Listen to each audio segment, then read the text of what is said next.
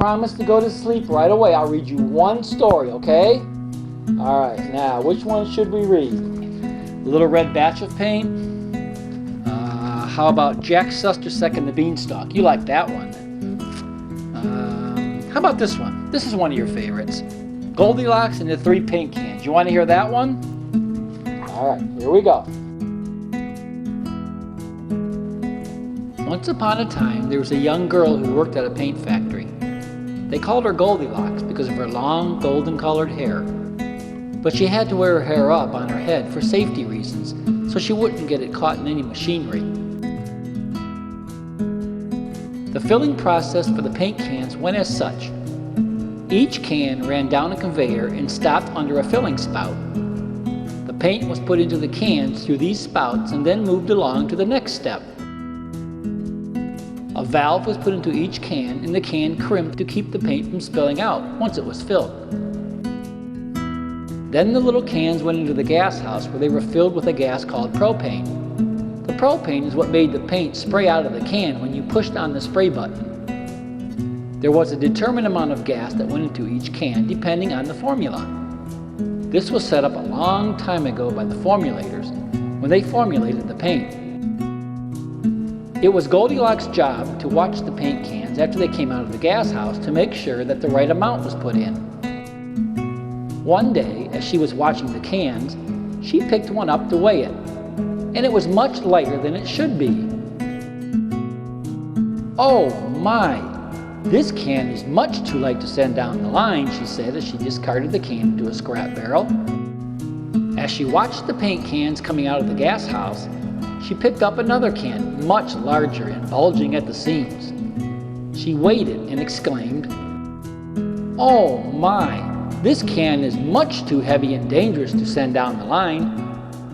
Goldilocks discarded the second can into the scrap barrel and continued watching the cans. She picked up a third can and weighed it. She looked at it again and said, "This can weighs just right." And she sent the can on its way down the line. Soon it was lunchtime, and Goldilocks sat down to rest, and she fell asleep.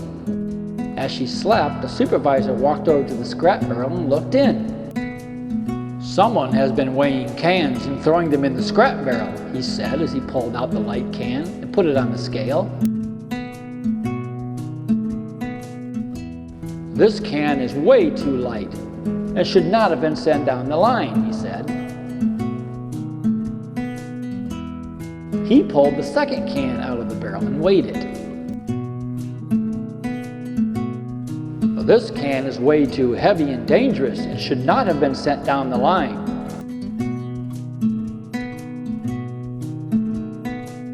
"Whoever worked here is doing a good job."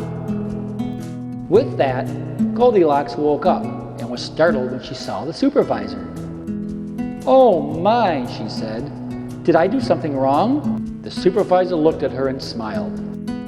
"No, Goldilocks, you did everything right. You are a valuable worker to this company." With that, they shook hands and Goldilocks worked happily ever after. The end.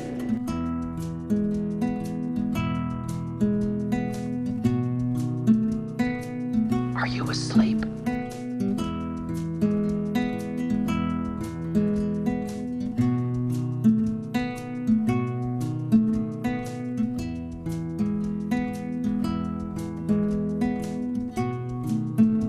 Is he asleep? Finally, it only took one story this time. Tell me another story. I'm not sleepy. Here, it's your turn.